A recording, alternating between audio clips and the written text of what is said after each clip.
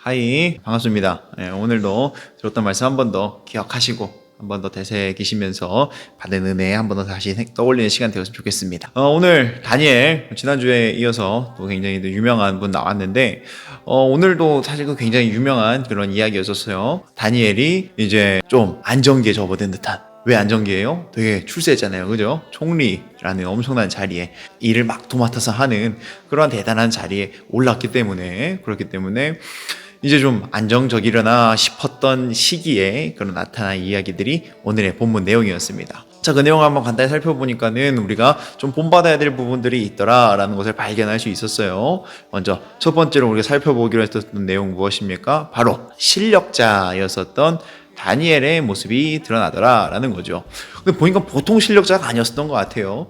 애초에 다리오 왕이 자신들의 이 나라를 좀 꾸려 나갈 수 있는 어떤 이 책임자들을 뽑는 데 있어서 아무나 뽑진 않았을 거란 말이죠. 그렇기 때문에 그것에 그 120명의 숫자에 든 것도 참 대단한데 그 중에서도 초 엘리트에 속하는 위치, 그 역할을 감당하던 게 다니엘이었다면은 다니엘 진짜 대단한 실력자였었다라고 할 수 있겠습니다. 그런데 더 나아가서 어떤 모습까지 있다고 했습니까? 단순히 그냥 어떤 공부만 잘하고 능력만 좀 있고 이런 수준이 아니라 인격적으로도 흠잡을 데가 없는 그러한 존재였다라는 것이 다니엘을 소개하는 그런 많은 표현들을 통해서 알 수 있었다는 거죠. 한마디로 다니엘 어떤 실력자였습니까? 주어진 것들을 잘하는 실력자였었고요. 그리고 또 인격적으로도 굉장한 실력자였다라는 것이 오늘 우리가 본문을 통해서 볼 수 있었다는 거예요.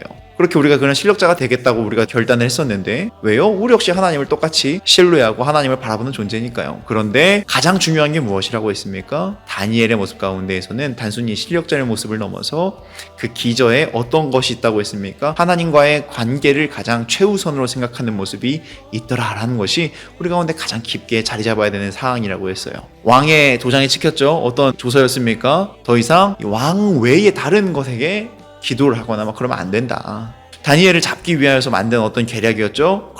그럼에도 우리 다니엘은 그런 어떤 조서, 왕의 명령 이런 거 다 필요 없이 가장 중요하던 게 무엇이었습니까? 바로 하나님께 기도하는 것, 또 하나님과 여러 관계를 맺는 것, 이런 것이 너무나도 중요했기 때문에 이것을 가장 최우선으로 생각했기 때문에 다니엘은 그런 어떤 조서 앞에서도 그저 하던 대로 하나님과의 관계를 더 최우선으로 여기는 모습이 있었더라라는 거죠. 자, 그렇다면 이것을 어떻게 다니엘이 이뤄낼 수 있었는가 좀 보자고 했습니다. 사실 간단했죠? 자, 다니엘의 국적 굉장히 많이 바뀌었다고 했습니다. 처음에 유다 백성으로 태어났다가, 물론 계속 유다 백성이었지만 그냥 어떤 주민등록법상으로 보자는 거예요. 유다 백성이었지만 그 다음에 어디였습니까? 바벨론이었죠. 그 다음에 메데바사였다는 거죠.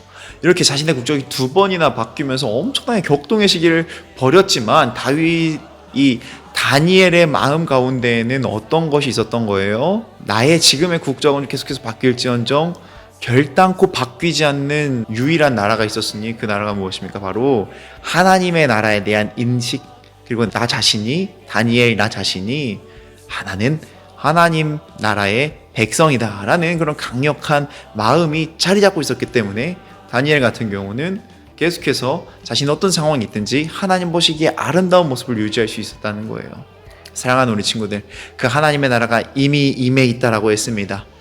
그렇기 때문에 우리는 삶을 살아가면서 좀 안타까운 일들을 마주할 수 있다고 했어요. 왜요? 우리가 살아가고자 하는 방식과 세상이 살아가야 된다라고 막 주장하는 그런 방식이 완전 정반대니까, 그러니까는 부딪히는 부분들이 당연히 나타나고 여러 가지 상충되는 부분들이 당연히 나타나는데 그 가운데에서 그리고 우리들의 손해도 나타날 수 있는데, 그럼에도 불구하고 우리는 하나님의 나라의 백성으로서의 삶을 살아갈 수 있다고 했습니다. 왜요?